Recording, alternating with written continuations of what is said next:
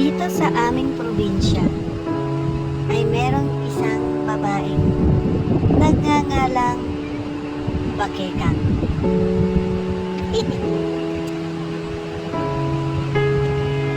Ngayong araw, siya po ay nag-isip mangisda sapagkat po siya ay gutom na gutom na.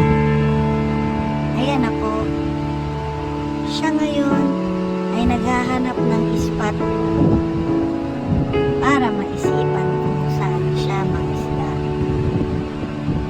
Sisipatan muna niya sa kanyang cellphone kung saan pinakamaraming mahuling isda.